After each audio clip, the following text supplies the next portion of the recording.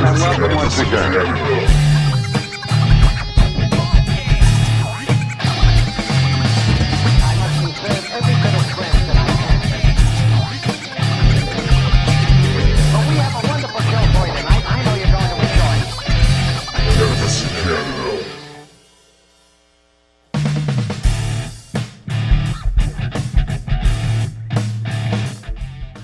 Welcome back to Cannabis in Canada. This is Thursday, January 7th, 2016.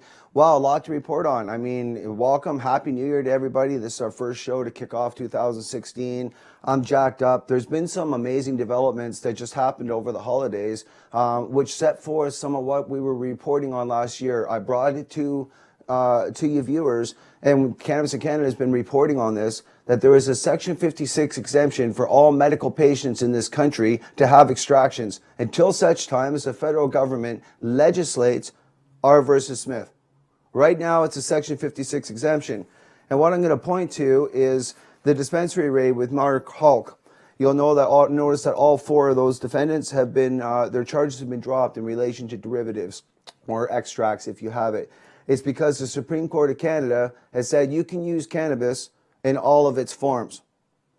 And that means all of its forms. So as of yet, the Supreme or the legislative arm has yet to actually legislate what an extract is, given that it's all of its forms.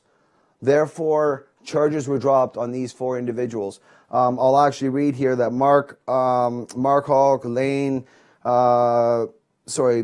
Jamie, and Carson all still face criminal trafficking charges. However, the prosecutor did come to realize that they had to review the R versus Smith case because, again, it gives cannabis patient reasonable access. Now, what matters is that these four individuals, though charged for a dispensary, could not be charged because they had a federal injunction, protected license, and a federal approval to use cannabis.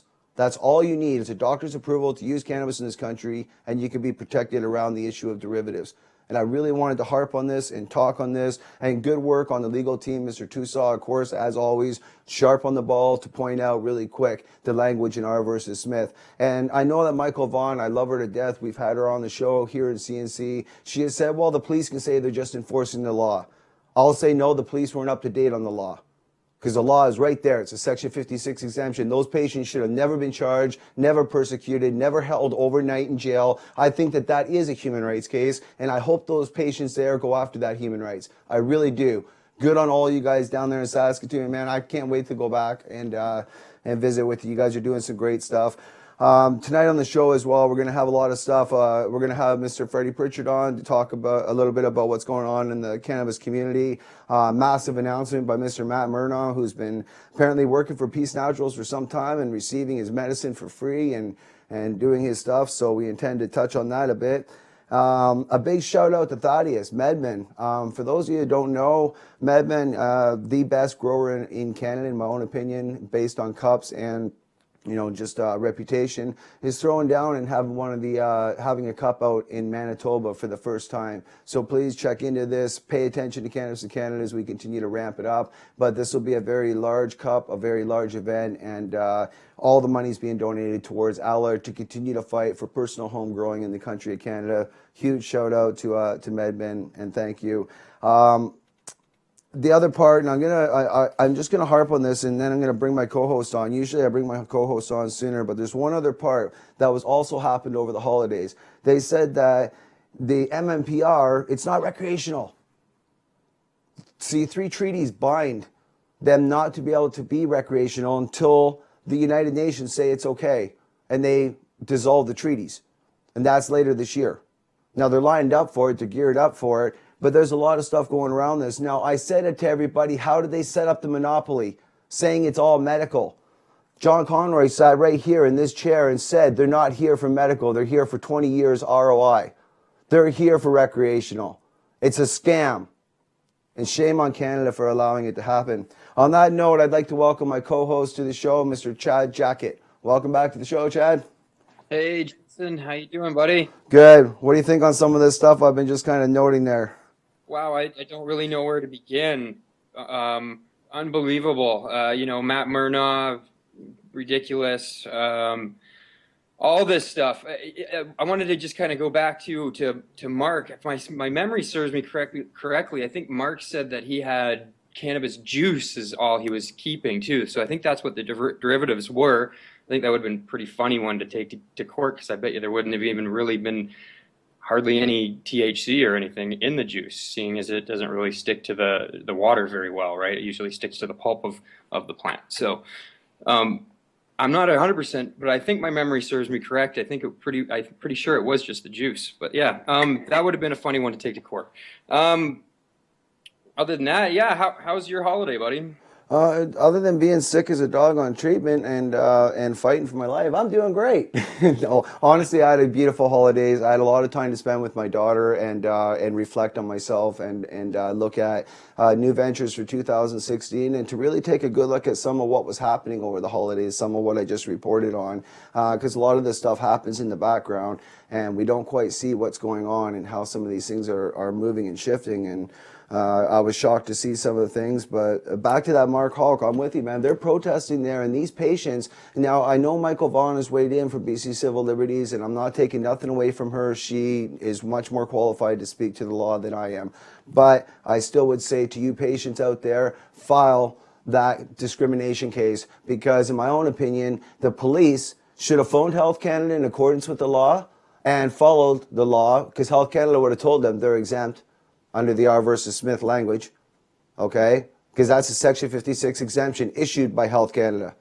Therefore, patients, file away, talk to your attorneys, please. I'm not an attorney, but I really would love to see this be one of the cases that helps to crack things down, because once again, it's like the situation with myself on the side of the road with the police. I've been through the same thing where they told me that no, all the pink pieces of paper were invalid, and that that was it. They were handcuffing me before they even searched my vehicle, just because I said I was a medical cannabis patient, and they were just gonna have their way with me. I told them that they're all wrong, but they didn't listen. Somebody's got to really stop all this misinformation that's being spewed out to all these police agencies. If that's the case, unless this is just willful ignorance on the part of the police. Actually, on that note, Chad, honestly, a big part of this, and to all our viewers, please, if I get so many people that email me and message me and they say, oh, can you take on a new case? I'm not a lawyer. I can't take a case. And they ask about it because they got duty counsel. My friends, duty counsel can read a decision called R versus Smith. Duty counsel can understand a Section 56 exemption, and duty counsel can get your charges dropped, considering almost every prosecutor in the country has dropped charges in relation to derivatives when trying to persecute a medical approved patient in the country of Canada. And you shouldn't need duty counsel. You shouldn't even need to be harassed on the side of the road. And we really even shouldn't have to show a piece of paper for an herb that's been here from the beginning of time that is nothing but beneficial to us as mankind and womankind, or whoever you are out there as kind. So, I find it just to be utterly shameful that humanity still allows this to go on, where you can be treated like a second-rate individual, because you had an herb in your pocket that is beneficial and is being proven, time and time again, and more every day, in study after study, that it is extremely beneficial to everybody, including those police officers that are trying to harass people and shake them down on the side of the road for this herb that could benefit them as well.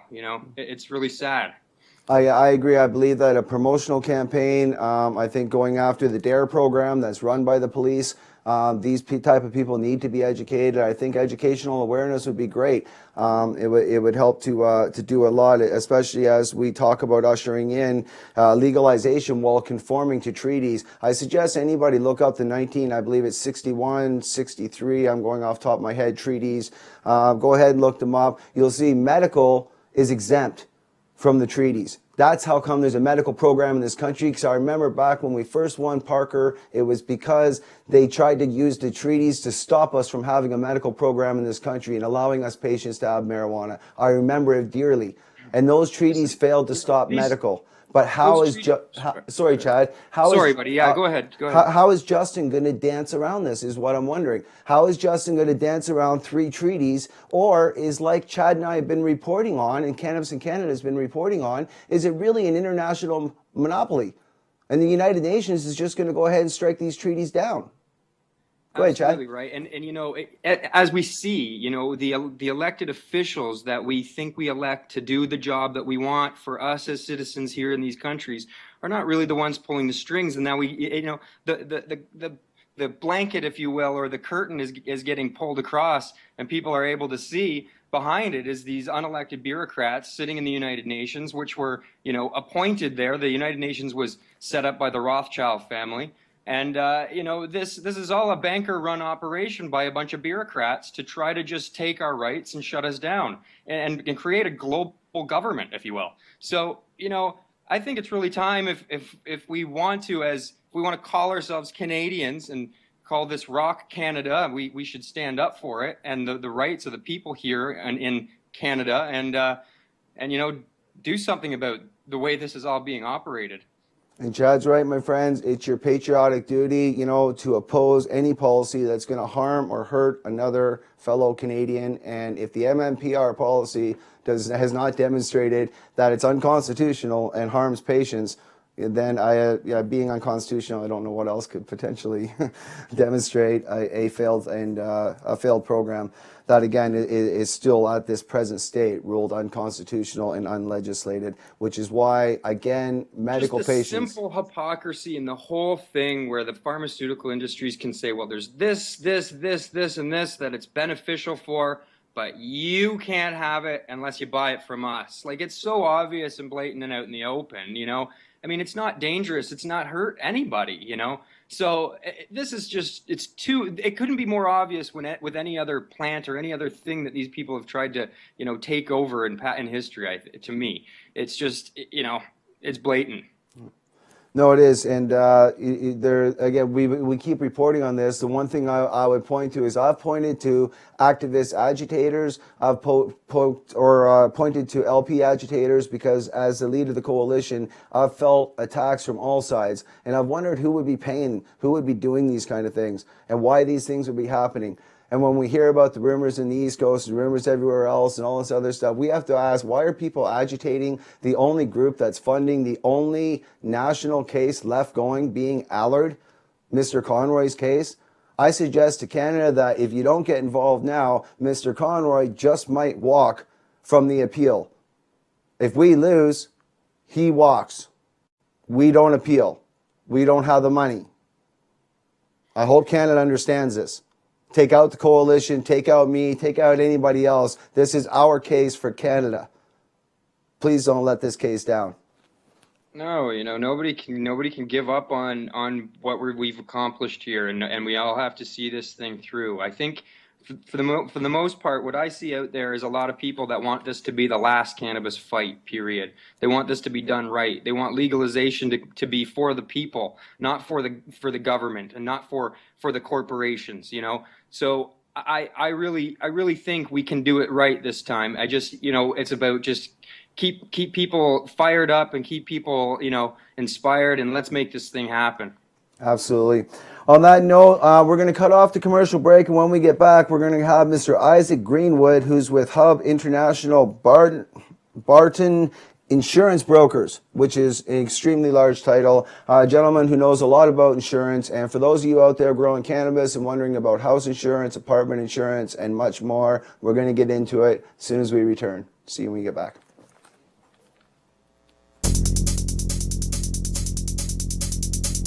Hi, this is Justin Loizos reporting with Cannabis in Canada for a Cannabis Rights Coalition fundraiser.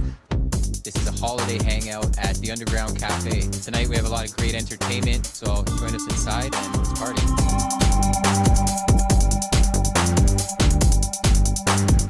So how are you enjoying yourself tonight? Doing okay. Yeah? Very smoky back there. Yeah? Just how you like it? Just how we like it. Yeah, it definitely is.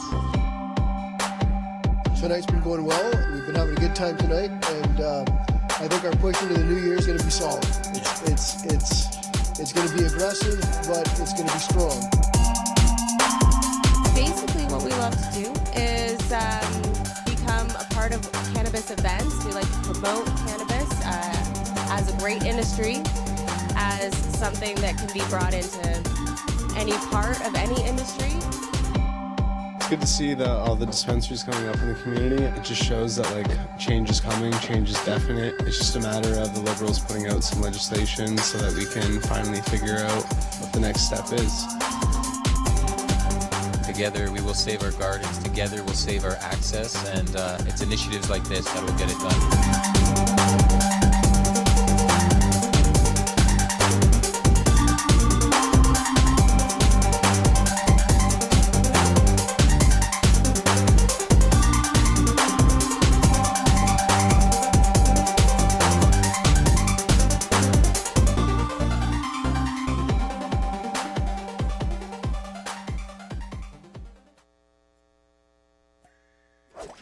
Introducing Jade Maple, the only media and consulting company in Canada that utilizes seasoned experts in the cannabis industry. In a growing business environment, it can be hard to hold your ground. Like allies in battle, we help hold your fort from the city's regulations and legal uncertainties. Your energy goes into quality of product. Our energy goes into quality of image. How far do you want to go? Dispensary Solutions at jademaple.com. And welcome back. I got Mr. Isaac Greenwood here with me, and we're going to talk insurance and cannabis and all that's cannabis and insurance in the country of Canada. So, Chad, welcome back. Isaac, welcome to the show, my friend. Thank you very much. Jason and Chad, I appreciate the opportunity to be here. I feel it's quite the privilege. Thank you. Awesome. I'm going to jump right into it. I mean, I'm interested to know. I don't own a house. I'm not rich enough to own a house, but for those in BC anyway that own their houses, and moreover for those in Canada, why is it so difficult, it seems, for people that have either just 6 plants or whether it's 100 plants to get any sort of house insurance? That's a really good question. So I think really the best way to start that is to look back in time as to what sort of has brought us to this point.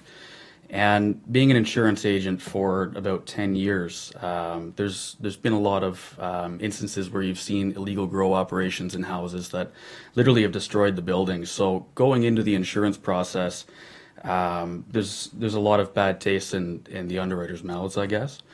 So for a person who has 6 plants or 10 plants or however many,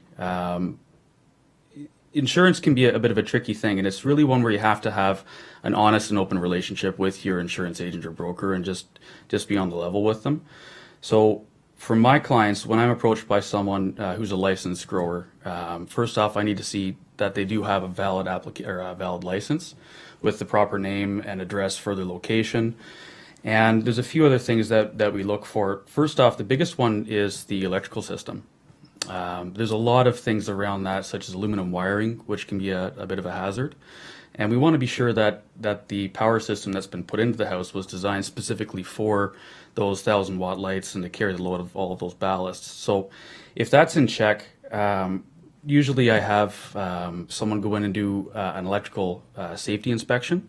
And provided that comes back clear, then we proceed with an application for insurance. So that entails looking at the age of the building, whether or not they have an automatic fire alarm system or centrally monitored security system that goes to ADT, let's say, and pictures in and outside of the building. So where the challenge comes is once all the information is aggregated and put together and given to the underwriters, they look it over and compare it to historical losses or best practices. So we take that information back from the underwriter and put it in the client's hands, really to see if they can match what the insurance company is looking for in order to be deemed what we call a good risk. Sorry, before you weigh in here, Chad, just a quick question. If it was a tent, I'm not sure if you're familiar with the tents now that are available for growing. They're a self-contained unit. I'm just wondering what, in a tent that has one light and a couple of plants, again, it would be the same sort of approach, whether that light, even though it could be an LED light that doesn't pull, I see the electrical thing, and I understand with the guys out there that unfortunately the bad apples have overloaded circuits and done some bad stuff. But with some of the new technology, we don't have that problem, and we pull a lot less voltage with the newer ballasts. So I'm wondering how all that plays in, to present day. And are people getting insurance? Are you noticing that for your business? Are a lot of people coming forward now, the growers, and saying, "Hey"? Absolutely. They are. Right? Yeah, okay, I've been busier in the last 6 months than I have been in probably the last 6 years. Beautiful. No, that's awesome. The next question, now this is a technical question. Now I have lawyers, I'm involved in a couple of big lawsuits, one being Allard, which is a criminal trial, putting the government on trial. And the second one is a privacy breach. Now in the privacy breach, the lawyer informed me that when I sign a landlord tenancy agreement in the province of British Columbia, as any other patient, that I then would need to have insurance because just by the language in the Residential Tenancy Act. Is this true for urban growers? I would have to say that regardless of any verbiage that you'd find in a lease agreement, it's always in your best interest to have insurance. And the reason can be anything from possible and unlikely damage from a proper grow operation. But if you look at something as simple as a kitchen fire, it's always good to protect yourself no matter what. Absolutely, that's a good point. Chad? Yeah, it's good to hear that people are out there providing the insurance to people that are wanting it now. Good to hear that there's some changes being made there in the insurance world. So yeah, I wish it would have came a little sooner. It's sad that they have to compare. The notes that they had to compare before were illegal grow ops that made it so that they wouldn't get into it so quickly. But because there has been some legal grow ops for quite some time now, so I wonder why the insurance business hasn't really had a look at those much in the last 13, 15 years. Well, I think that any insurance professional would tell you that underwriters and insurance companies, generally speaking, are very conservative, and it takes them a long time to understand an industry to the point where they're comfortable to offer a product or solution to it.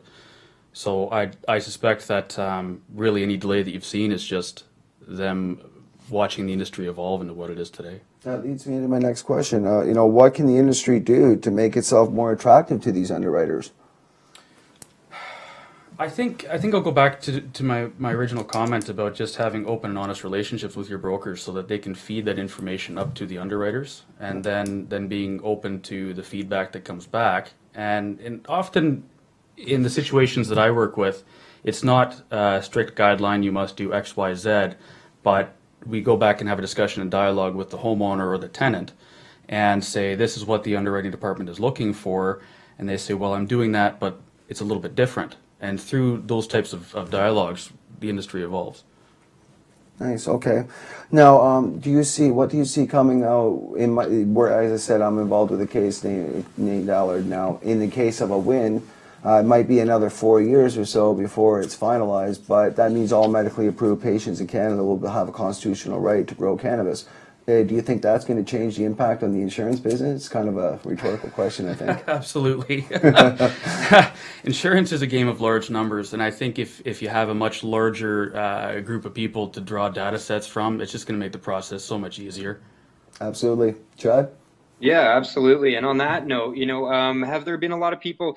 Myself, I've got a group that I've been putting together called the Cannabis Growers of Canada. To come together as a group, would that not be a very beneficial thing to somebody like yourself to get maybe a package insurance, a group insurance on something like that?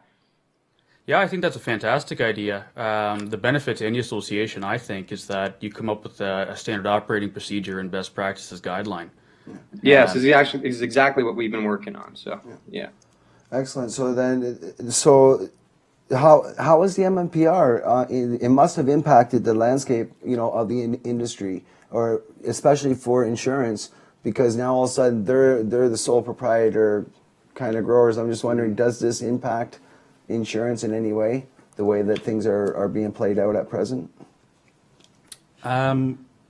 Some of it will be speculation on my part, but I think one of the largest wins, in my opinion, is what happened with Jonathan Zaid in Ontario, who made an argument with his university healthcare group to cover the cost of his medical marijuana. Jonathan was in the article that I read. He stated that he's been suffering from headaches 24/7 and hasn't been able to find anything that worked aside from medical marijuana. And I believe it's my opinion at this point in time that through the strict guidelines that the MMPR program has, that allowed him to make a successful case for them to cover his prescription medication. Aside from that, looking to property insurance, I think that allowing insurance companies to investigate the ramifications of really large players in the industry has brought some new tools for us to use. And right now, I can tell you that the insurance that we have access to right now, I think thanks in part to this MMPR program, has actually put us ahead of where the United States is currently at in many ways. So one thing that I can point out specifically is something called product liability. Not to get too wordy here, but basically, if you were to walk into a Shoppers Drug Mart or any other drugstore and purchase a product, and that product caused you to be ill, you have an ability to go back and bring legal action against that manufacturer in order for you to recoup lost wages or get future care, whatever the situation might be. We're now able to offer that in Canada to dispensary owners and to bakeries, manufacturers of infused goods and concentrates. So there's some discussion back and forth that I've heard about there being public harm and possibly people who may have been injured from using medical marijuana.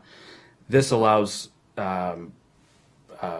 protection for the owners of these enterprises and for the people who are using the products. So you feel dispensaries that are presently, servicing medical patients, are actually can get insurance from your company? They absolutely can.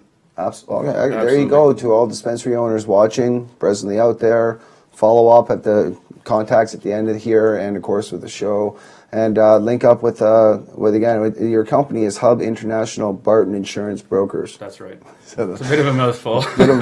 Yeah. But that's huge, guys. That's insurance there. Now, are there any risks specific to the industry that growers and retailers should be aware of?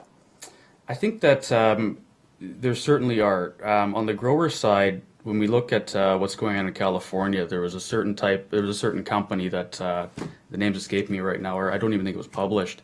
They were using a certain type of herbicide that's not supposed to be used in conjunction with goods that are smoked. And there's something that's pretty nasty that's going to come through that. So I think as growers, it's really important just to stay ahead of technology and make sure that you're following all of the best practices that are out there. Absolutely. In terms of the retail side, dispensaries specifically, I think that it's when I look at my clients in the east coast of Canada, let's say in Atlantic Canada, they have a best practice where there's a central database where people's information is stored for the purpose of going from dispensary A to B with the same card. I think that something like that would be really. But has the MMPR not set best standard or best practices under the MMPR's guidelines, and it's pretty strict and stringent to say these are the guidelines if you're going to produce marijuana pending the outcome of Allard. This constitutional challenge, this almost $1 million constitutional challenge against the federal government of Canada. We have them under a restraining order right now, under an injunction. That's why there are 36,000 people still growing, and I'm one of them. Chad's one of them, and that's a huge part of our fight. And of course, we know that if we win, once again, it's going to give a constitutional right to all medically approved patients, estimated 1 million in Canada. So I'm sure that will help to drive insurance and the standards. Just to interrupt you for a sec. So the standards that are on the MMPR currently right now, I've been hearing are on the point of too strict, to the point where microbes that are basically not harmful to most people, but certain microbes are certain bacteria that might be not terrible bacteria at all could be found, and that could also cause somebody to not be able to put their crop for sale. There's some things that I've been hearing could be possibly over the top, which is leading to people irradiating everything. And so there is some stuff there that I wonder if maybe they're going a little too far on a lot of their quality control. I mean, I understand they need quality control, and everybody does, but there's certain, we have microbes all over our hands, all over our bodies and stuff. And if you have any fruit or anything you're going to buy in the store is going to have certain beneficial, bacterias in the juices even. So if we're just killing everything before we use it with radiation, I don't see that as beneficial either. I'll throw it out to the audience. If there's anybody out there with questions, you can run them through, and we'll definitely try to get to them. If you have any questions you want to ask now before we move on to our next guest. But one of the questions I would have: what kinds of coverage do you recommend for growers like myself? And and again, what kind of coverage would you recommend for the general dispensary if you have it? Looking to a recent claim that's been approved. I think that one of the most important coverages to have right now would be what's known as legal expense. And what that's designed to do is to protect any company, not just growers or dispensaries, from a variety of different suits that might be brought against them. And one of them is criminal charges. So to speak to that, a client of mine who was raided had several of their staff arrested, up on charges in jail. They were released. And now, with the help of Kirk Tusaw, who's the defense, my policy is actually paying for all the legal costs associated with that. So legal expense is definitely important, and product liability has to be the second most important one. Yeah, well, product liability, again, this is one of the things that sticks me now. Do you know that nobody's ever died from cannabis? There's been no lethal cannabis dose even? I'll be honest with you, I haven't read enough studies to know much about that, but if that's what you're saying, I can't argue against that. I'm kind of just throwing that out there. I kind of wonder, but a question from the product liability could also be just in things like if you could have something that went bad or something made somebody sick. There could be other things like that too, right? Absolutely. So stuff like that. You could have a brownie that went rotten. Who knows, right? A question from our audience, just in closing, was, what color, and then of course, where can we contact you? Where can we find you? And do you cover, is your company expanded right across Canada, all provinces, all growers, especially those that are under federal protection? Because right now, many of us are trying to conform to the gray area law where we can. Some of us have very expensive grow ops, invested many, many years into, making these grow ops, and they certainly would need to be insured, I'm sure, under a future protocol that would call into compliance, such things as insurance, I'm sure. So I can be easily reached. I can give you my contact information. Please do. No, shoot it out. Feel free to get in touch. In terms of availability, my furthest client is out in Nova Scotia, and Hub is one of the largest insurance companies in Canada. And one of the largest on the planet, so easy to find. There you go, not hard to find. So once again, guys, that's Hub. Another question. I had another question here, Jay, before we let him go. Yeah. Is what about like something like crop insurance? Have you been thinking or looking into things like that, or does your company offer things like that, where say you had a crop failure, and you needed to be covered for your failure, or? That is a very interesting question that I'm working diligently to find a proper solution for. The best that we can offer right now, I can speak to a claim that my adjuster dealt with where a sprinkler head broke, and it ended up contaminating a bunch of dried flower that was warehoused. And with the policy constructed the way that it was, we were able to present all the costs to manufacture that dried flower, labor, heat, hydro, overhead, and determine the actual cash value of it. So similar to a loss in a bakery or in a retail location, we determine what that product cost and we cut a check.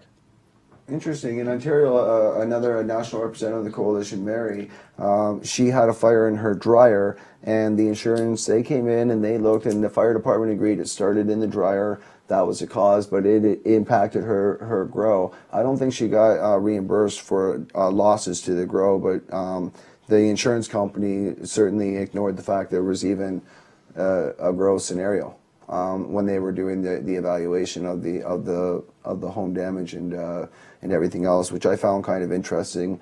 But in closing, it was great, Isaac, sorry. Just covering insurance, because I haven't talked insurance before. I've never really looked at it. Once again, I wish I owned a house and could look at those things, but I've had to be the guy that walks the wire. But for everybody out there, it's Hub International Barden Insurance Brokers. Check them out. If not, check out the feed below the show, and it'll have all the contact information and links. Once again, thanks for coming on the show. When we come back from break, we'll have Mr. Freddie Pritchard with us to talk more about the MMPR and all that's cannabis in the country of Canada. We'll see you when we return. Thanks a lot for coming on, Isaac. Hey, thank you. Wait, one interesting.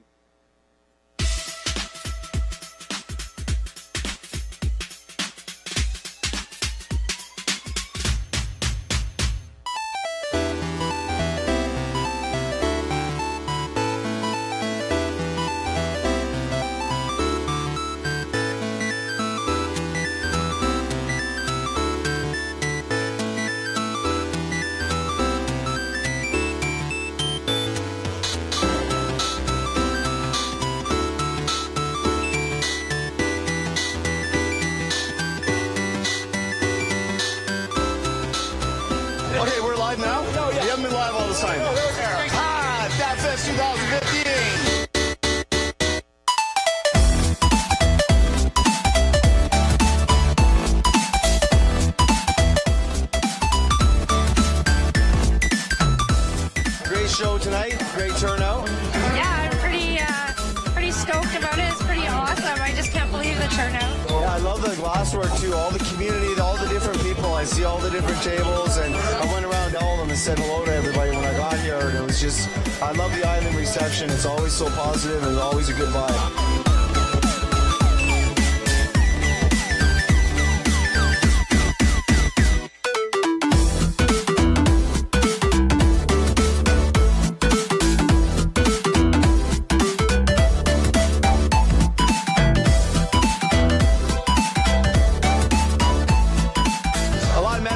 Here tonight. This is a good cause. A lot of good stuff happening tonight. Damn right, it's a good cause. Come out, fundraise, no matter what your cause. Come out and support your different initiatives, support your community collectives, and stand up for your rights.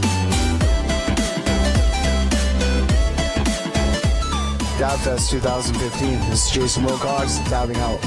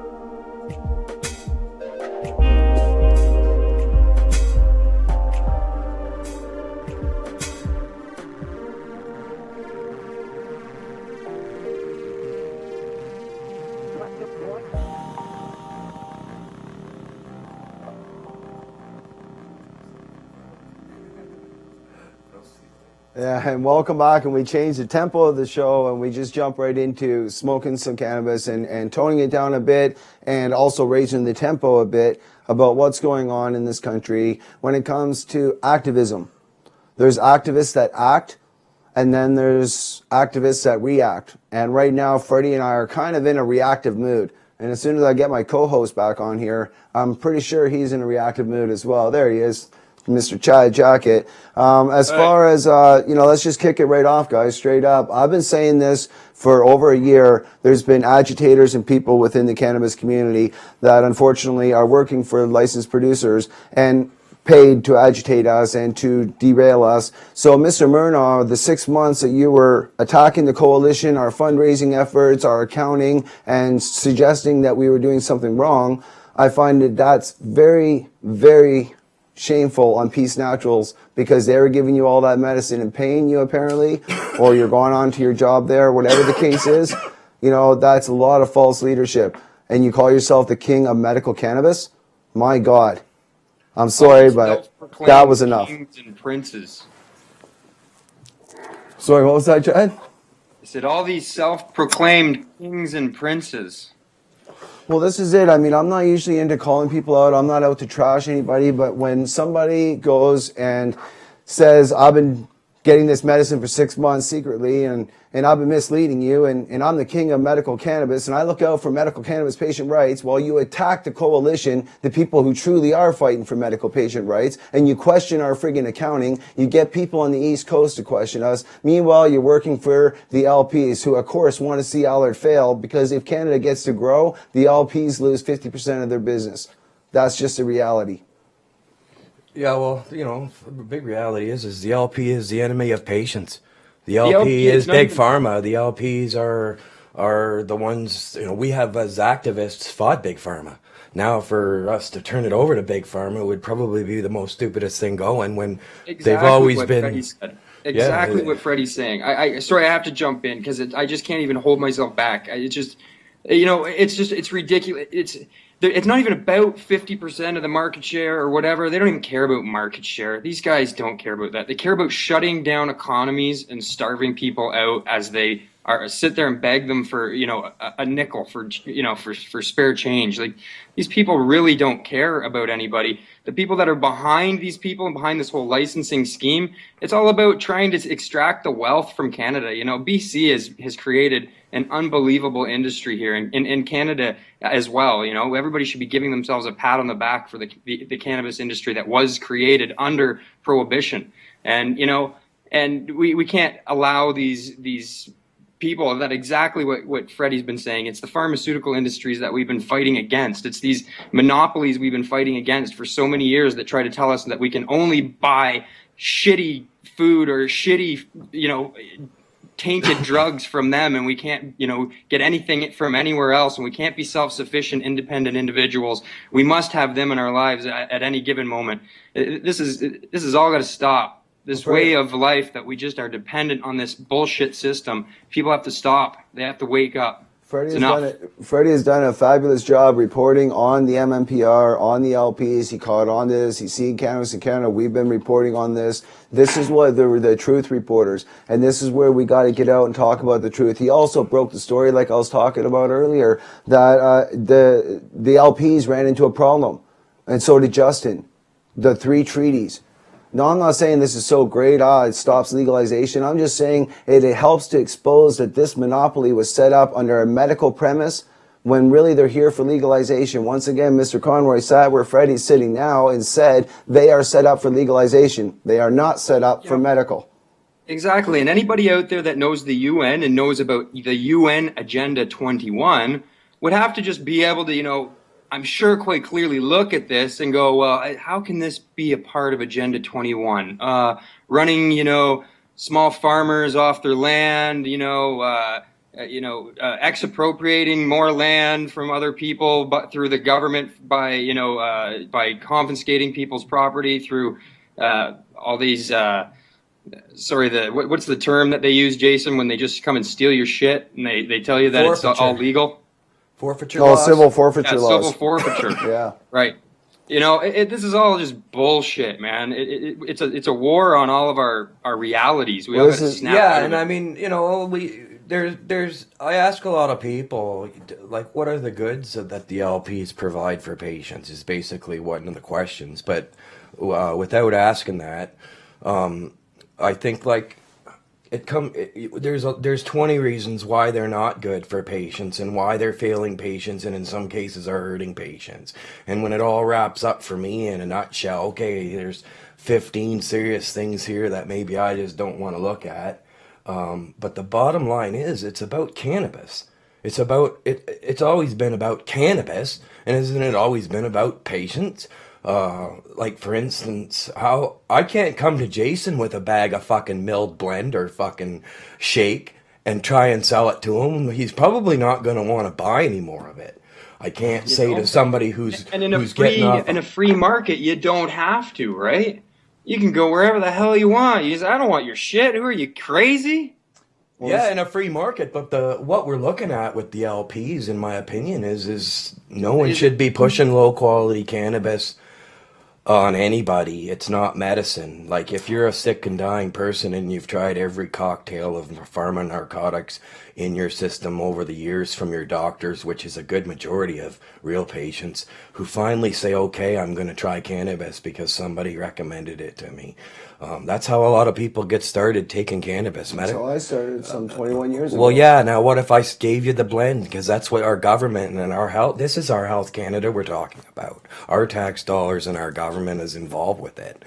You know, they've wrote the regulations so strict that you cannot grow cannabis affordably at a top quality price. But we have a legal foreign backed monopoly, the LPs, that don't seem to boycott any of that. They don't seem to have a problem on any of the rules and regulations, following along just fine. But it equates to the same challenge I offer everybody out there. If you can, try to smoke fucking house blend for a week and get back to me. And that's what it comes down to. And just so people understand what Freddie means by house blend, that's when they say they got compassionate pricing and you can get $4 a gram. Go ahead and try it. It's gamma processed, radiated crap, just like old PPS gamma crap was. None of us wanted it. None of us want it now. Not to mention the pricing scheme, the fact it has to get mailed in the mail. You know, the whole thing has been objected to and pushed back by the patients. And in Allard, we had 4 judges that proved personal growing, there was no fire, mold, or organized crime issues.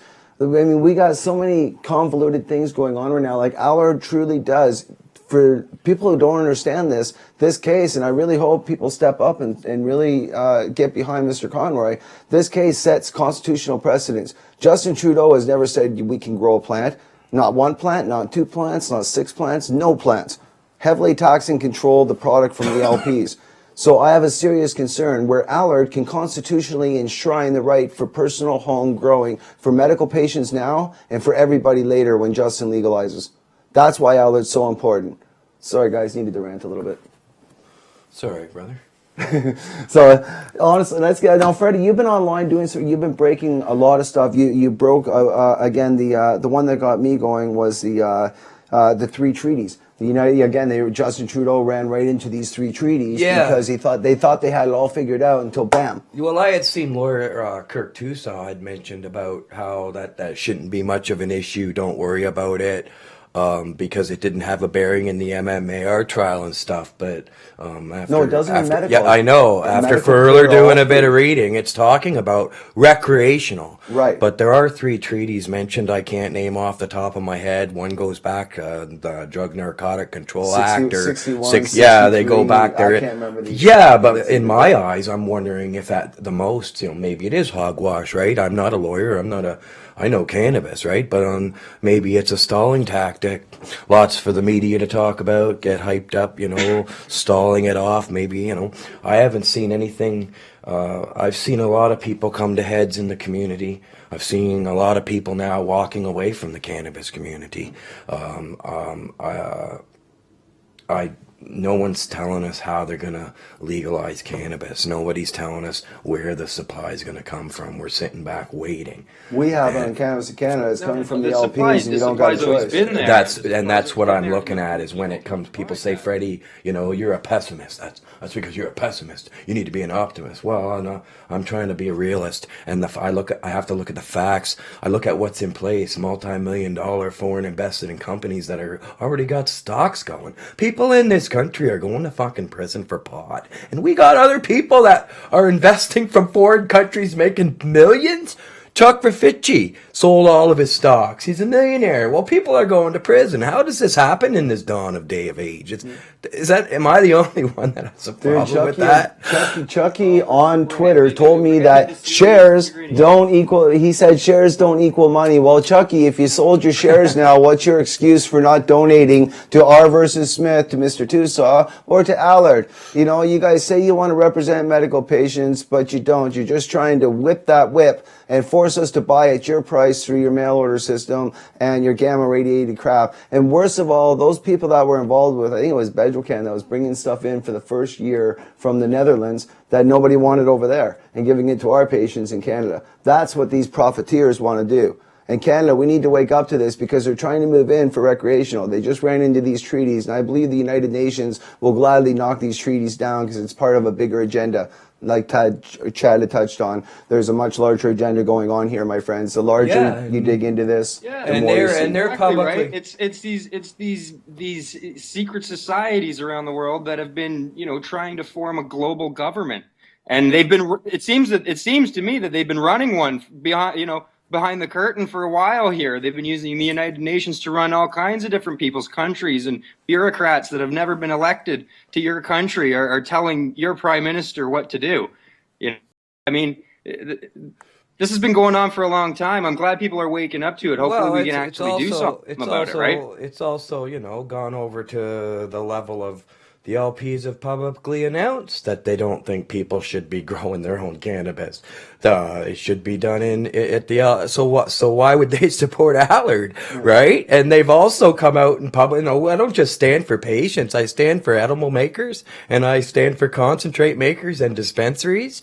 They've publicly come out and said dispensaries, although they are illegal, are in our way. So are edible makers and concentrate makers. Like I was discussing earlier, thanks to R versus Smith, though, now for people that are medically approved in Canada, you could have a jar like this just full of extract. You could have 4 pounds sitting right here, and the cops can arrest me.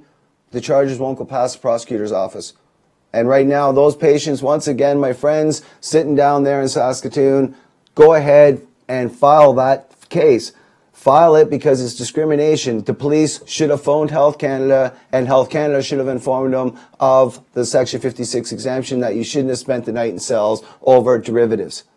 That is a gross violation. That's Mark Hawk's case. Yes. Yeah, good. It's good news, actually, Jason.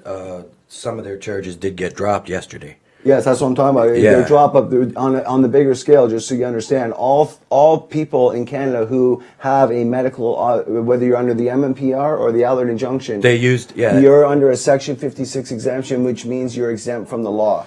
They cannot charge you if they wanted to. You and I could have, I could have, again, 10 pounds sitting right here, and the police could walk in. They could arrest me, seize it, but at the end of the day, I can't be charged. They'll have to drop the charges. That's exactly what happened in Saskatoon. They dropped the charges on all four because they still have charges pending, though. No, but they dropped the derivative charges. Yes, they did, and they basically said because of the Owen. Right. In the report there today, they had said that it directly because of the Owen Smith extraction trial.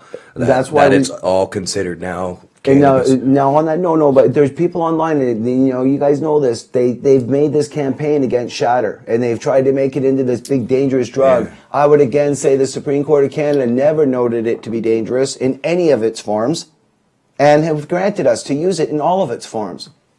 So with that, we're going to continue to arm you with that information. And my God, if you get arrested, give it to your attorney. I get so many phone calls of people saying, I can't get an attorney. I need somebody to get me an attorney. Well, now point to R versus Smith if it happens to be about extracts, and stop worrying about carrying your extracts on you, because they can't really do much more than, harass you. I don't suggest blowing it in their face, but at the same time, take ease in knowing that you can't be charged. It is really funny. If you're a patient. If you're a medically approved patient. Yeah. It is really funny, the war on shatter, though. I got to say, it's one of the cleanest substances, out there. It's especially if somebody's done it right. I mean, it's quite pure. So it's interesting how they're running this campaign on it. I could smoke, 3 joints at once, or I could have, a couple, 5 hits of shatter or something. But am I going to overdose from any of them? No. Am I going to be hurt from any of them? No. You know, that's what I think's coming with a lot of the legalization now is the ramped up other side of it. The more Pamela McCalls and, you know, the people that are going to create stigma. Indeed, this last week, which I believe is the first time ever this has ever happened, but a coroner has suggested in the death of a boy who drowned in a creek this last week, his death was highly contributed to the use of marijuana. And I don't think that that's ever been said before, which now has come out. It was covered in the mainstream media. So I think we're going to get a lot of the other side. I think we know, right? but that, to be fair, there's drug drivers, there's people that, I mean, I'm not going to ever try and say that the law of averages would suggest that every person driving would actually not cause an accident. That's not a reality, and again, this is where we have to look at cannabis and driving. I would also, the most important thing with Pamela McCall, in my interview, I interviewed her as well. I brought it into context. Unlike Matt Murnaugh, who prank called her, and then friggin' try and challenge me on what I did. Anyway, in the interview, I brought it into context, and Pamela McCall brought it into context that it's addictive as the soda pop that's sold in 7-Eleven. And she agreed. She even agreed that civil disobedience is okay because she burned bras at one time. Oh, really? Really? You should watch the interview. It's interesting. Check it out on cannabisincanada.ca. So we're talking about a lot of things, there's no doubt. We're just opening right up here, just opening up and having a good time. So, you know, it's the ending of the show, and, you know, we've had it's the first of the season. We were opening it up. We got I really wanted to get some stuff on Peace Naturals. I'm looking forward to next week's show. I want to find out a little bit more about what's going on with them. I think buying out our activists and doing different things. I don't fully understand other than to divide the voice and conquer. I got one other question that burns in my brain, and it's probably none of my business, but who owns Vapor Central? Chris has went and done his own, the Goodwins have done their own lounge with Don from Weeds, so with Weeds, Glass and Gifts. So Matt's left and went to Peace Naturals. Who owns Vapor Central? Who's shot calling that lounge? So I don't know. I don't know what's going on in Ontario, but it's all these questions that, of course, us people out of BC would love to know, and also know more about what's going on in Toronto. I mean, honestly, it scares me because we see a lot of clinics opening up all around the country.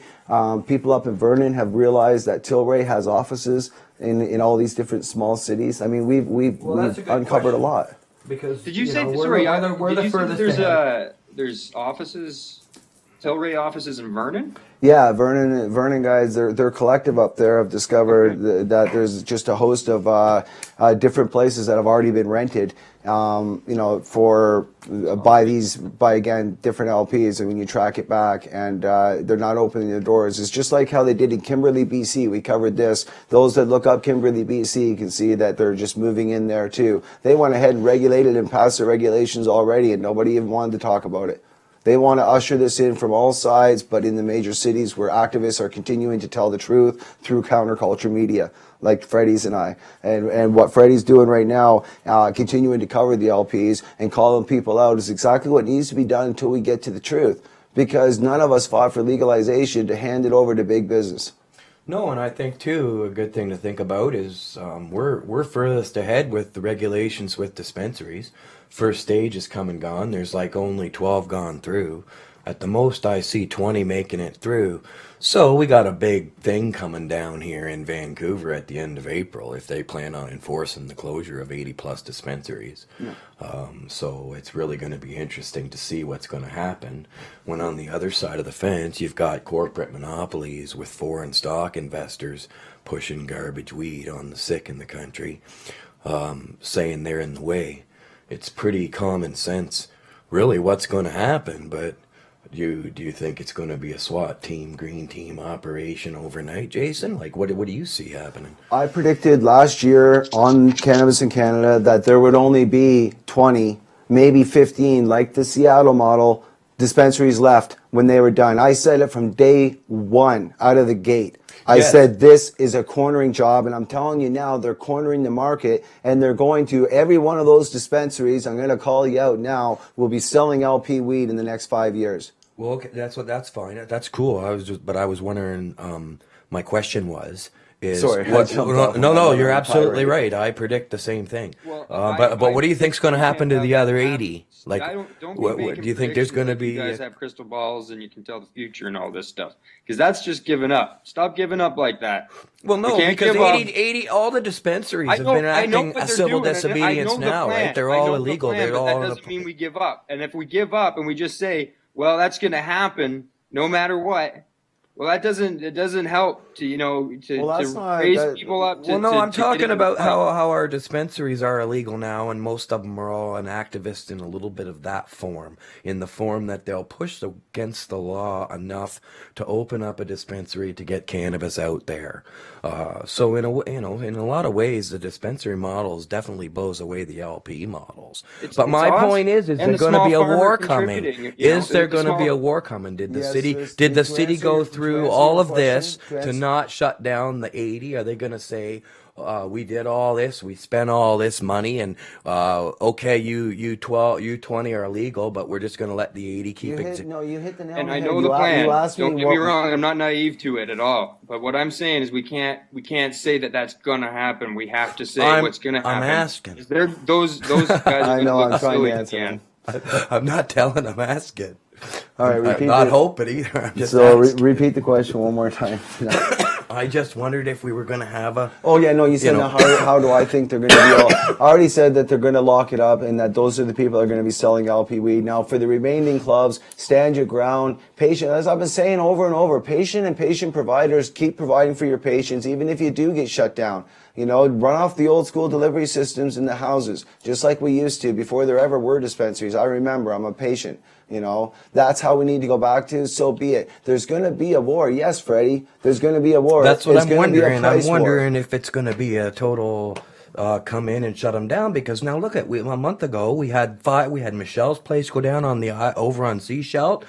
We had Uncle Bob's place go down in DeRoche. 3 clubs went down in Nanaimo all within a week. So it's like, holy smokes, but then public opinion was really against all the police in this, and all of a sudden now they've backed down, and all these people stood up and they stood their ground. They in most cases reopened the next day. Kudos to all. Kudos. That's what we all got to do. That's what I'm trying to show is like, we had it all of us on a that little are not going scale. to ever give in and are never going to sell out. We all have to realize that we all got to come together, stop bickering over small differences. We got a big behemoth to fight here. And until we get behemoth out of the way, we got nothing. We should be not bickering about shit to one another. Get over all your small little fucking differences, people. It's time to fight. Yeah. Well, that's just it. We've predicted this. The coalition's prepared for this. At present, the coalition is in negotiations with our attorneys that have acted for us in Allard and are going to continue to act for us, and looking at different things that we can do, and have quite a substantial amount of money set aside that's earmarked just for that particular work. So we're continuing to push back, and it's going to take people telling the truth and people reporting, and most importantly, providing for the patients. Because during this price war, and I say price war, it's between the LPs and the underground. And the underground's going to win. They have no overhead. They don't have all these heavy restrictions. Oh, come on, Jason! Like that's giving them too much credit. I mean, you go you go to the look at if it's $10 a gram even for the medium stuff, and it's 15 for the top of the line, we don't give a shit about any of the $4 crap because it isn't medicine, in my opinion. So you want to get $100, you want to get 100 grams filled, it's going to be $1,500, buddy. $1,500 to the sick and dying of this country for not even a quarter pound of weed. Well, if you buy an 1800, that's right now too. Like we can't even. That's right now. If they actually cornered the market like people are saying they might, and if they get rid of everybody, shut everybody down. Well, that's $6 I'll grand. tell you, that price that's on their boards right now is going to go way up. Well, that's $6 grand a pound at 1,500 for 100 grand. That's way more than $6 grand a pound because you still got 54 grams left over. You know what I mean? You buy, So well, what is it going for on the black market, Jason? 1,800 to 2,400, depending on where you live. Maybe back east, it's as much as $3 grand. Back. So you're looking at way less than half and price. how many pounds you're buying, and there's tons of variables, right? They're never going to be able, if they cannot give if they can grow 10,000 plants and cannot give a top quality cannabis with potency to a patient that needs it for an affordable price, they will do nothing but continue to fuel the black market. I said this on 420 on the stage. I said to the crowd, I said, who does not love their neighborhood grower? And the crowd went nuts. At the end of the day, during this price war, it's going to be you going to your neighborhood grower. You're not going to want to wait in the mail. You're not going to want to pay extra tax on top of $12 a gram. And God knows it's going to go up once they get full control of the market and the legal right to actually do so. I love my neighborhood growers, Jason, and his growers, and his growers, and his growers, and his growers. We all love our growers. Without our growers, we wouldn't have the weed, and we wouldn't have the one-man smoke show. Every dispensary they raid, that price, unfortunately, even on the underground, has to go up because something's missing, and they got to replace it, and therefore they've got to make their money back, now they've got lawyer bills. Well, no, so, I guess what I was trying to say when I brought up about the island was that's happened on a little tiny scale there. All 5 of them went down in a week. They all stood their ground. So I'm just trying to look at it as like, okay, so we're over there we're looking at, they all got shut down. They all stood their ground. They all reopened up. And then here we are over here on a big scale. But they laid off. The cops obviously aren't doing their job if they wanted to shut them down. They went in and busted 3 out of 10 of them. Haven't showed up again since. They all reopened the next day. They didn't do nothing unless they were just trying to get some free weed. Well, I think it's so what do you think on the big too, scale? right? On the big scale, they're still out there busting people. They're still out there nabbing people left, right, and center, and they're taking down large packages that are moving across the country. They're taking down all kinds of people. So, but it's been, a lot of people are nervous. The larger scale, honestly, I believe it's phased. It's going to be phased. Well, what you've seen on the island is an example of phase. There's also they're testing the waters. They wanted to first see how is the public going to respond, especially in BC. BC, bud, this is our province. I said this on stage as well at 420. I screamed it out. This is our house, our brand, and again, to walk in and take over the BC market is wrong. And Chad often covers this and often alludes to the farmers. And again, when the BC forestry industry went down, that's what cannabis rose up and BC Bud became world renowned.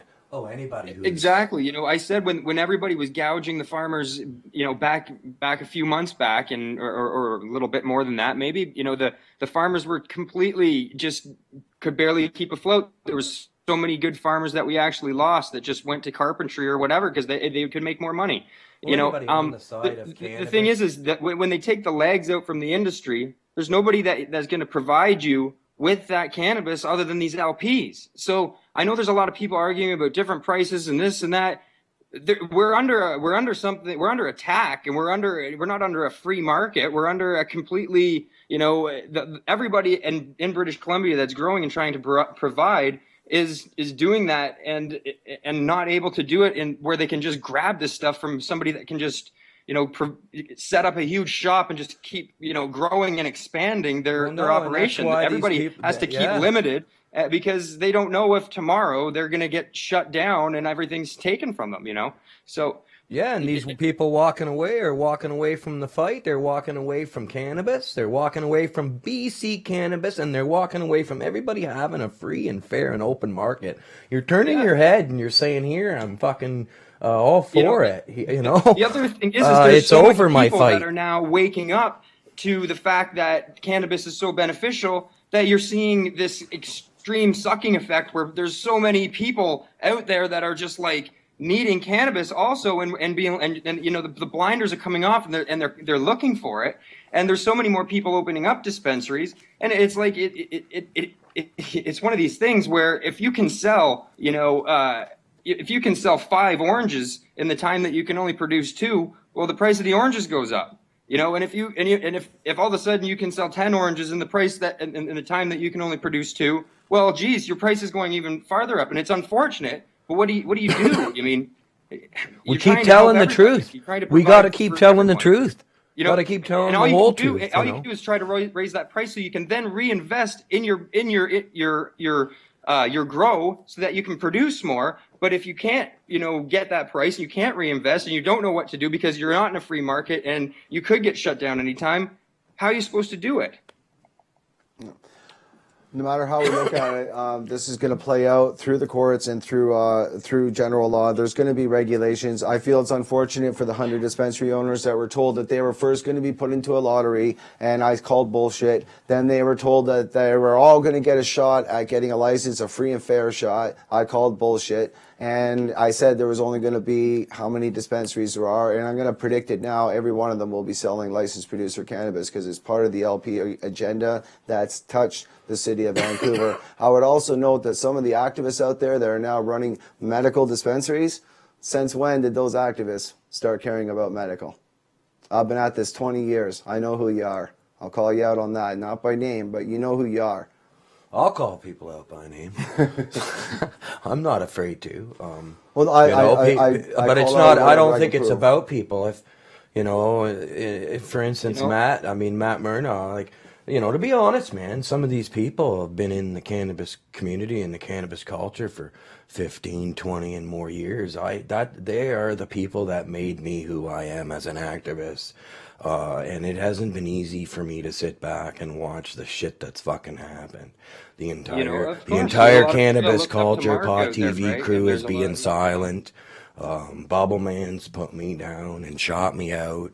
Fucking Matt Murnaugh's going over the MPs, blocked me because I was fucking anti-LP. It's just one thing after another. And then to see that it happens pretty much ripped my fucking heart wide open. And now it's put back together and we got to move on.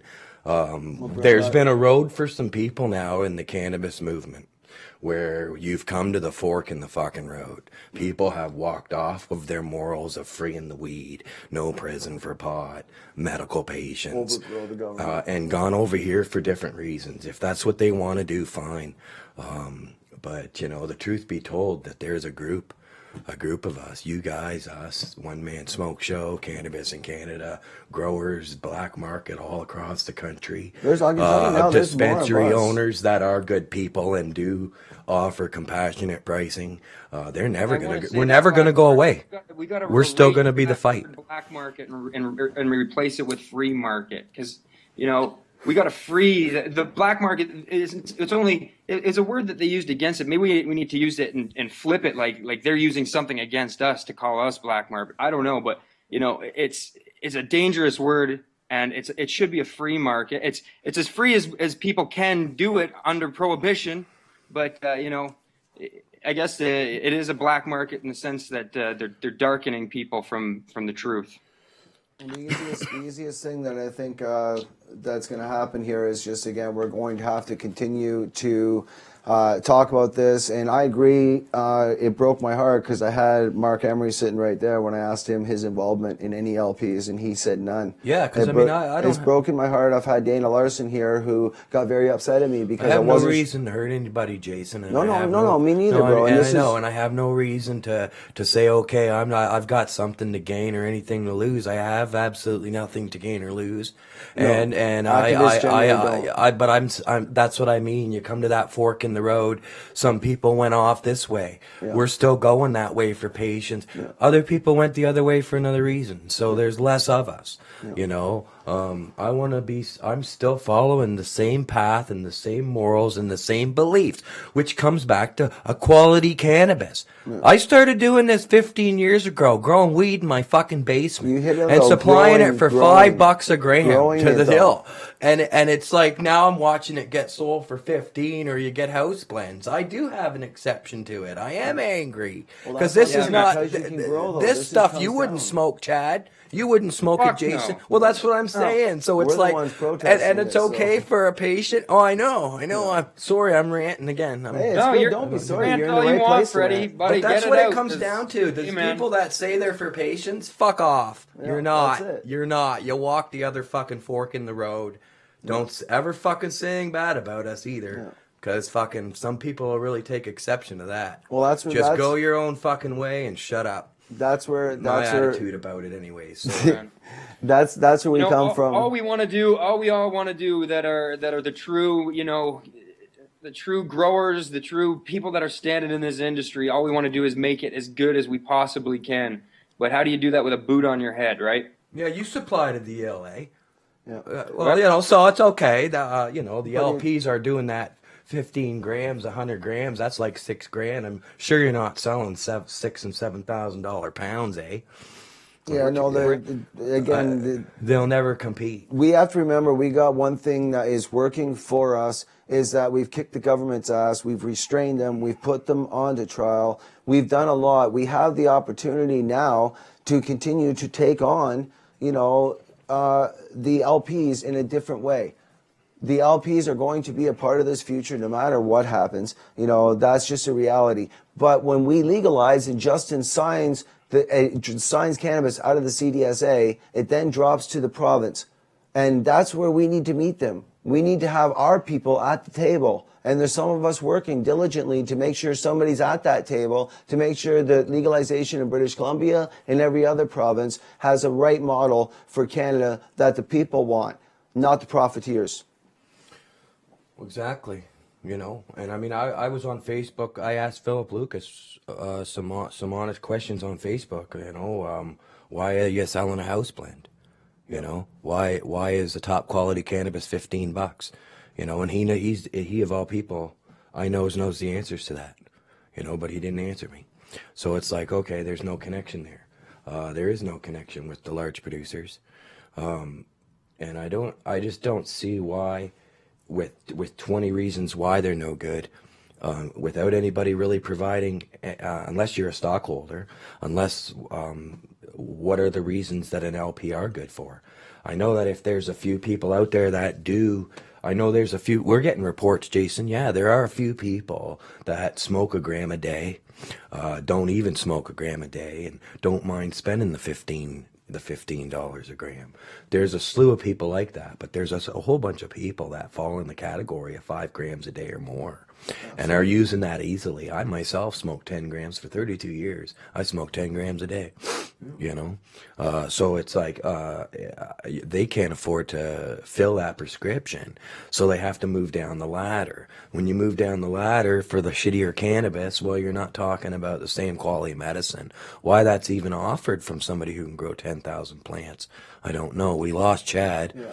You know. Here's the thing for you, Freddie. Think about this. If we lose an Allard and we don't win the right to grow, and you can't grow your plants, that means you have to have one of those LP containers without an expiry date on it in order for you to be legal. Or you're still illegal. Yeah. Just so everybody understands what legalization model Justin's proposing. You're legal with the container, you're still going to jail without it. Or if you have some of this stuff, you're illegal. Well, actually, we're really pissed off at the one-man smoke show with this trial, Jason. We marched the fucking streets for 9 or 12 days or something like that. Got a whole whackload of videos up about it, and then that was the end of March last year. When we've been waiting since the end of March. Now we got a judge in a country that has the power, like some almighty demigod, to hold over patients, to have them waiting and waiting and waiting for an answer. At the same time, I've seen in social media people been at each other's throats even about you know, just they're so fucking frustrated. People are frustrated. This is pain and suffering at its finest, if there ever was, for some patients. And I think it's about time he made his fucking decision, don't you? We've been legal since 2001. I've had a constitutional right since 2001 to use cannabis in this country. So to still be criminalized in 2016, I think is again, it's just that's a crime. It's a crime to still criminalize patients. It's a crying shame. Well, absolutely, because I was there in the beginning when people fought to get their gardens to fight. They fought in the courts already for this. You were back there. Actually, talk a bit about that, because he goes back to the Section 56 days with Allison, my dear. Miss you. Yeah, Jim Wakeford, Allison Mertens, Steve Bacon.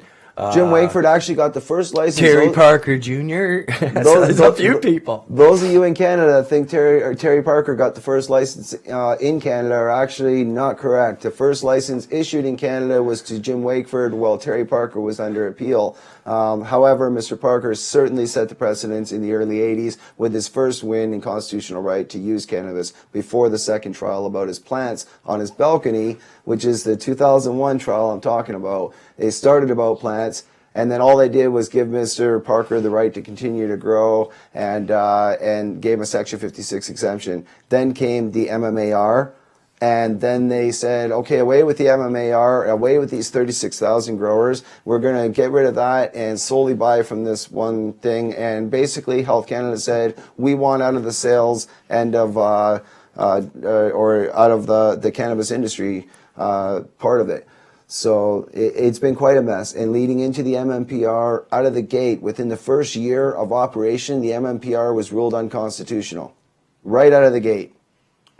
Yeah, and that system cost Canadian taxpayers $5.8 million with the Prairie Plant Systems deal. That was on the backs of taxpayers' dollars that never got back. I mean, and the owner, Mr. Brett Settle. But they're an LP today. Yeah, Mr. Brett Settle. How much was that? 5.8? $5.8 million to grow 1,800 kilos in the underground mines of Flin Flon, Manitoba. And then they couldn't get rid of a lot of it. And they couldn't. How about the 40+ million that they gave them to expand their operations? Well, that's just basically what I was going to say again, right there and You know, then. if Now they're an LP, and they've been getting way more money than that. And it's like, who's backing that? That's in the stoner community. And who's backing that? That's supposed to be fighting for Brett patients. Settle gets the first license in Canada. He gets the first license, Prairie Plant Systems Incorporated, and he sells gamma radiated. I actually, in the 2005 National Committee for the Canadian AIDS Society, because I have HIV, we actually took on the MMAR as being not right. That one strain would not fix all. And I pounded my hand on that table, and Brett Settle said to me, what qualifies you?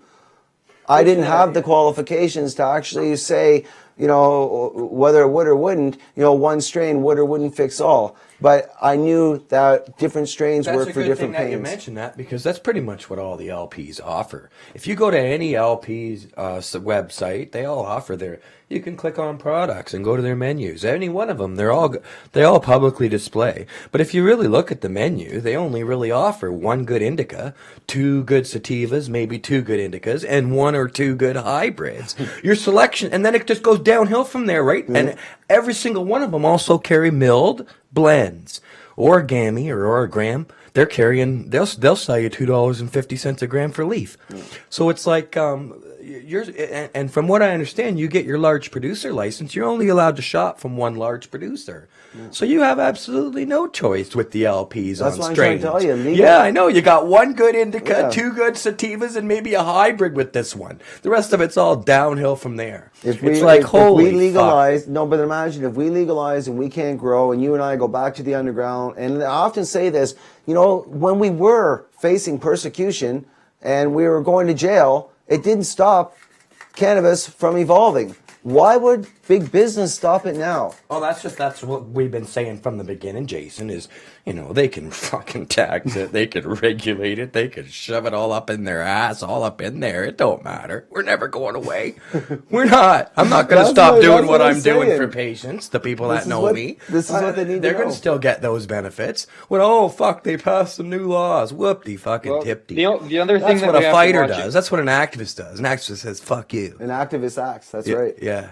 That's right. The other things, too, though, we have to watch out for is that they're raising everybody's utilities, and they're going to start spiking all the prices on everybody's, food and living costs. And they're going to basically be subsidizing these pricks with our tax dollars as they raise our taxes and our cost of living. So they're already getting that. Like we were just talking about, Chad, the $5.8 million and they got 40 million. 40 million more? 40 something. I think it was 44. I don't. So there you go. There's where all the money's going right there. Right? Bigger question when Brett Settle. And I think Tilray got a whole bunch. These guys got a ton. All these guys got a ton of money. The insider guys, right? They got a ton of money to set up these operations. We got to ask ourselves, if Brett Settle screwed up so bad with Prairie Plant Systems, which he did, the one strain didn't fix all, and it was a colossal failure, why did he get the first license issued? Along with Mr. Chuck Raffishi, the chief financial officer of the Liberal Party? Yeah, and how can they do that when they bust into Michelle Sikora's place and take fucking candy? Joke. I'm sorry, man. $50,000 in candy. That's true. Come on. That's true. I know. It's like, how can people be, that was what we were talking about in the beginning. How can people be making stocks and bonds and multi-million-dollar deals while people are going to prison for pot? Yeah. Exactly, man. Nothing is legal yet. The crime right now is that these guys are leading their investors along, and they're not doing shit. They got nobody that wants to buy their product, and so they're using the state against, their competition. It's ridiculous, man. I know, it's a joke, man. And then all these, anybody who's really for the LPs, it's for all those fucking rules and regulations that make pot that expensive. What do you think recreational pot provided from an LP is going to look like? It comes right back around full circle to we're not going the fuck away. Corporate fascism at its finest. Yeah, right? if you don't got this I'm sure the here. German people didn't really recognize that they were moving into such tyranny when the Nazis were taking over until it was like, it's like the frog in the boiling pot effect. They just slowly turn the water up and nobody really notices. Right. Absolutely. Yeah, but it's and then you're boiled. It's a freaking plant, right? I want to touch on something that's important. Yeah, I noticed you hit the nail on the head. Something that's been bothering me over the holidays is what's happening to the cannabis culture as a result of the ushering in of the MMPR. People say we need to fix the cannabis culture.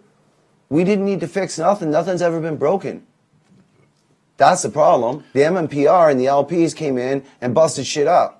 We put them under restraining order and put them on trial, and it's all waiting before the courts. Yeah, it's just that, so like people are going off on that fork in the road.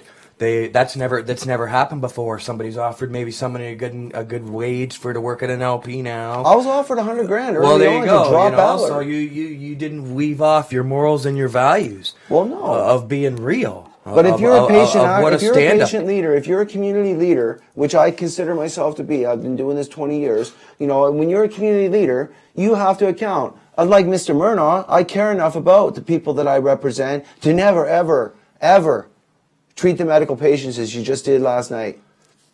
That's shame on you, man. I mean, there's a lot of ways to go out, to each their own, go do your own shit, do your own thing, wish you well at your new job, but don't sucker punch people in the process and think it's a joke.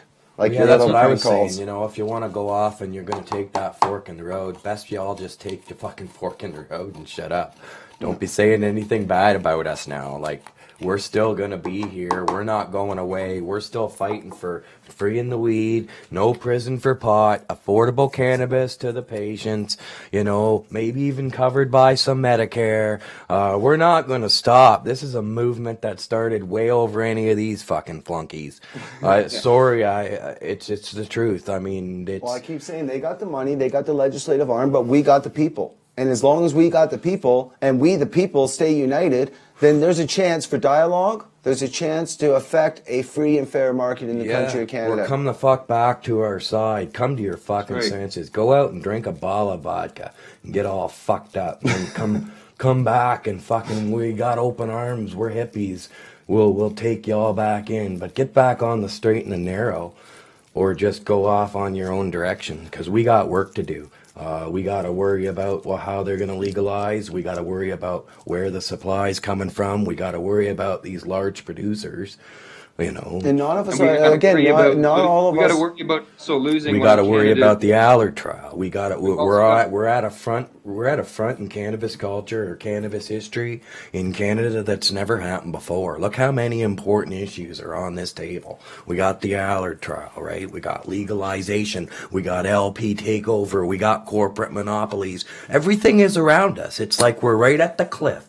We're right at the edge of the cliff, waiting to get pushed the fuck off. Just think, if we didn't get the Allard injunction, think about this. And people are abandoning our ranks, Jason. Well, I know, but think, if we didn't get the Allard injunction, none of this would even be being talked about. That injunction, that restraining order on the federal government of Canada's MMPR, and by 4 judges, I would remind everybody, is what's keeping this afloat and keeping this discussion alive, and why Justin has not talked about whether he'll allow growing in this country, because justice has not spoken. But as soon as the courts speak, the Constitution will rule, because every politician is under and before their Constitution. They have to listen to every decision, And this is what's fundamental for people to understand why we say these are big cases. Why do they cost $1 million? Why do prices go up? Who freaking knows? Who cares? What matters is we're winning. We, the people, are actually winning through the courts, not through the politics. I'm still pissed. I'm pissed about the long wait. It's going to be pushing into when It's now. also awareness too. The awareness is definitely pushing this. The awareness is a huge thing, and I ask everybody to just keep the awareness going too, and just wake everybody up that you can to cannabis, because that in itself is sort of what they're counting on. They were counting on taking it in full swoop and getting it away from people, I think, very quickly. When it's when it's more readily available and there's more people growing it and different faces, and it's not this weird controlled environment, people get to know that it's not a dangerous thing. They get to know the people that are behind it weren't dangerous and have never been, and they start to see a lot of lies. So I think we just got to keep at it, and everybody that's in this till the end just has to get together and realize that we're in this. We are in this together. Well, we know who's in it. We know who's in it to the end.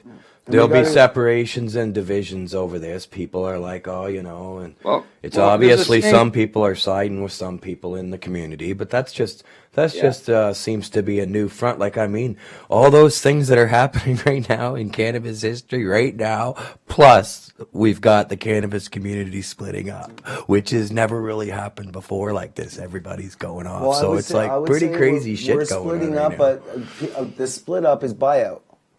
Understand, the split up is buyout, because nobody has just willfully walked away and said, I'm just going to go screw the patients. Not that I know of, except for the profiteers. I wouldn't see anybody being able to do that. I mean, come on, you just come up to me and say, Freddie, fuck them. They don't need you anymore. I've had some people tell me, well, just plain out. I'd be like, "Fuck you, buddy." You know what I mean? Like, you're not gonna get me that. No, and I wouldn't be able to do it for any sums of money. I don't think. I'm pretty unbendable in my convictions and what I believe in. Well, either you got a good heart or you're a piece of shit, Jason. I think everybody's right. How do we overgrow the government if we don't have plants? We're gonna wrap it up. This has been a marathon opening session for 2016. Thank you, Freddie, for coming on the show. One Man Smoke Show. Check him out. Man. Yeah, Badass Show. Does marathon sessions. Smokes a hell of a lot of freaking 4-hour weed. Live show every Sunday at 6. Every Sunday at 6. One Man Smoke Show on YouTube. There you go, my friends. Yeah. And that's where the truth will lie. You want to know who your warriors are? They're the guys sticking their necks out and willing to challenge the establishment no matter who they are for the truth. Because we're here to represent you, the patient. Till next week, this is Jason Wilcox signing out, and I thank all of our guests, and once again to my co-host Chad for being on. And we'll see you next week. Free the weed. Free the weed. See you guys. Good to talk to you all. Good to see you, Chad. Yeah, see you, buddy. I don't know what I missed there when we cut out. Free the weed, man. Not much. Cannabis in Canada.